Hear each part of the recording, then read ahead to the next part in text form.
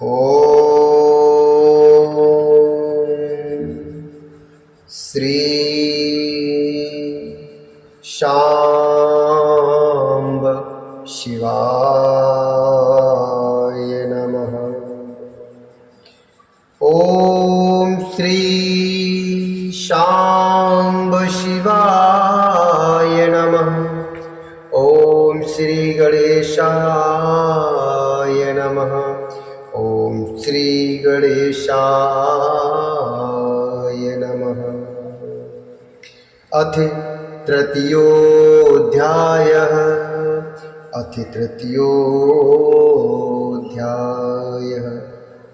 विद्येश्वर संहिता का तीसरा अध्याय, साध्य साधन आदि का विचार। व्यास जी ने कहा। व्यासुवाच इत्याकरण्यवचः शौतं प्रोचुस्ते परमर्ष्यः वेदान्तिसार सर्वस्वं पुराणं श्राव्य अद्भुतम् इति श्रुत्वा मुनीनां स वचनं सुप्रहर्षितः संशयमरच्छिक्करं सूतः प्रोवाच मुनिषत्तमान। व्यास जी बोले, सूत जी का यह वचन सुनकर वे सब महर्षि बोले, अब आप हमें वेदांत के सार सर्वस्वरूप अद्भुत शिव पुराण को सुनाइए।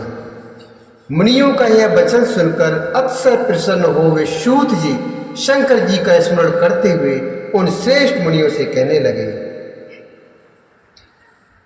शृण्वन्तु ऋष्यः शरवे स्मृत्वा शिवमनामयम्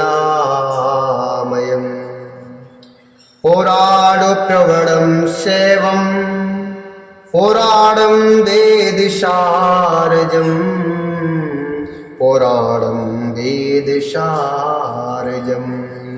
यत्र गीतं त्रिकं प्रीत्या भक्तिज्ञानविरागिकम् वेदान्तो वेदं सदस्तु विशेषेण प्रवर्ततम्। सूत जी बोले, आप सब महर्षिगण रोग शोक से रहित कल्याणमय भगवान शिव का स्मरण करके वेद के सार तत्व से प्रकट पुराण प्रवर शिव पुराण को सुनिए, जिसमें भक्ति ज्ञान और वैराग्य इन तीनों का प्रीति पूर्वक गान किया गया है और वेदांत वेद सदस्तु का विशेष रूप से वर्णन किया गया है। हे ऋषिगण, अब आप लोग वेद के सारभूत पुराण को सुने। बहुत काल में पुनः पुनः पूर्व कल्प व्यतीत होने पर इस वर्तमान कल्प में जब सृष्टि कर्म आरंभ हुआ था, उन दिनों 6 कुलों के महर्षि परस्पर वाद विवाद करते हुए कहने लगे, अमुक वस्तु सबसे उत्कृष्ट है और अमुक नहीं है। उनके इस विवाद ने अत्यंत महान रूप धारण कर लिया।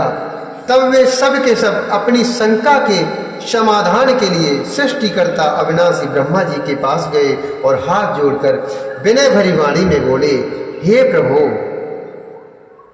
आप संपूर्ण जगत का धारण पोषण करने वाले हैं तथा समस्त कारणों के भी कारण हैं।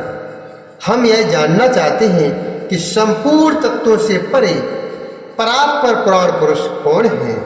तब ब्रह्मा जी बोले, यतो वाचो निर्वर्तन्ते अप्राप्य मनसा सह यस्माति सर्वमिदं ब्रह्म विष्णु रुद्रेन्द्र पूर्वकम्। ब्रह्मा जी ने कहा, जहां से मन सहित वाणी उन्हें न पाकर लौट आती है तथा जिनसे ब्रह्मा विष्णु रुद्र और इंद्र आदि से युक्त यह संपूर्ण जगत समस्त भूतों एवं इंद्रियों के साथ पहले प्रकट हुआ है, वे ही ये देव महादेव सर्वज्ञ एवं संपूर्ण जगत के स्वामी हैं। ये ही सबसे उत्कृष्ट हैं। उत्तम भक्ति से ही इनका साक्षात्कार होता है। दूसरे किसी उपाय से कहीं इनके दर्शन नहीं होता। दूसरे किसी उपाय से कहीं इनका दर्शन नहीं होता। रुद्र, हरि, हर तथा अन्य देवेश्वर सदा उत्तम भक्ति भाव से उनका नित्य दर्शन करना चाहते हैं। अधिक कहने की क्या आवश्यकता। भगवान शिव में भक्ति होने से मनुष्य संसार बंधन से मुक्त हो जाता है। देवताओं के कृपा प्रसाद से ही उनमें भक्ति होती है और भक्ति से देवता का कृपा प्रसाद प्राप्त होता है। ठीक उसी तरह जैसे यह अंकुर से बीज और बीज से अंकुर उत्पन्न होता है, इसलिए हे दुजो, आप लोग भगवान शंकर का कृपा प्रसाद प्राप्त करने के लिए भूतल पर जाकर वहां सहस्त्र वर्षों तक चलने वाले एक विशाल यज्ञ का आयोजन करें। इन यज्ञपति भगवान शिव की ही कृपा से वेदोक्त विद्या के सारभूत साध्य साधन का ज्ञान होता है। मुनिगण बोले, अथ किम परमं साध्यम किमिवा तत्स साधनं परम्। अथ किम परमं साध्यं किम वा तत्साधनं परं। साधकः कीदृशस्त्र तदिदं ब्रूहि तत्त्वतः। साधकः कीदृशस्त्र तदिदं ब्रूहि तत्त्वतः। मुनिगण बोले, हे भगवान, परम साध्य क्या है और उसका परम साधन क्या है, उसका साधक कैसा होता है, ये सभी बातें यथार्थ रूप से कहें। तब ब्रह्मा जी बोले, साध्यं शिवपदि प्राप्ति साधनं तस्य सेवनं। साधकस्तत् प्रसादाद्धो नित्यादि फलने स्पृह। नित्यादि फलने स्पृह। ब्रह्मा जी ने कहा, शिवपद की प्राप्ति ही साध्य है, उनकी सेवा ही साधन है तथा उनके प्रसाद से जो नित्य नैमित्तिक आदि फलों की ओर से निष्प्रह होता है वही साधक है। वेदोक्त कर्म का अनुष्ठान करके उसके महान फल को भगवान शिव के चरणों में समर्पित कर देना ही परमेश्वर पद की प्राप्ति है। वही शालोक आदि के क्रम से प्राप्त होने वाली मुक्ति है।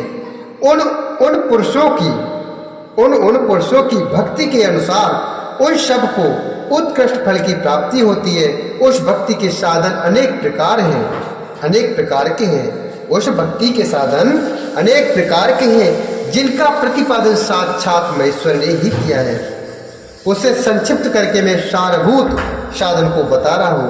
कान से भगवान के नाम गुण और लीलाओं का श्रवण, वाणी द्वारा उनका कीर्तन तथा मन के द्वारा उनका मनन, इन तीनों का महान साधन कहा गया है। इन तीनों को महान साधन कहा गया है। तात्पर्य यही है कि महेश्वर का श्रवण, कीर्तन और मनन करना चाहिए। यह श्रुति का वाक्य हम सबके लिए प्रमाणभूत है। संपूर्ण मनोरथों की सिद्धि में लगे हुए आप लोग इसी साधन से परम साध्य को प्राप्त हो। लोग प्रत्यक्ष वस्तु को नेत्र से देखकर उसमें प्रवृत्ति होते हैं, परंतु जिस वस्तु का कहीं भी प्रत्यक्ष दर्शन नहीं होता उसे श्रवणेन्द्रिय द्वारा जान सुनकर मनुष्य उसकी प्राप्ति के लिए चेष्टा करता है। अतः पहला साधन श्रवण ही है। उसके द्वारा गुरु के मुख से तत्व को सुनकर बुद्धिशाली विद्वान पुरुष अन्य साधन कीर्तन एवं मनन की सिद्धि करें। क्रमशः मनन पर्यंत इस साधन की अच्छी तरह साधना कर लेने पर उसके द्वारा शालोक्य आदि के क्रम से धीरे धीरे भगवान शिव का संयोग प्राप्त होता है। धीरे धीरे भगवान शिव का संयोग प्राप्त होता है। पहले सारे अंगों के रोग नष्ट हो जाते हैं, तत्पश्चात अर्थात उसके बाद सब प्रकार का लौकिक आनंद भी विलीन हो जाता है। अभ्यास के ही समय यह साधन कष्टप्रद है, किंतु बाद में निरंतर मंगल देने वाला है। सर्वांगी व्याधयः पश्चात् सर्वानन्दश्चलीयते अभ्यासात् क्लेशमेतद् वै पश्चादाधन्ते मंगलम, किंतु बाद में निरंतर मंगल देने वाला है। इति श्री शिव महापुराणे प्रथमायाम विद्येश्वर संहितायाम साध्य साधन विचारम नाम तृतीयोऽध्याय। इस प्रकार श्री शिव महापुराण के अंतर्गत प्रथम विद्येश्वर संहिता में साध्य धन विचार नामक तीसरा अध्याय पूर्ण हुआ। अब आइए सुनते हैं चौथा अध्याय।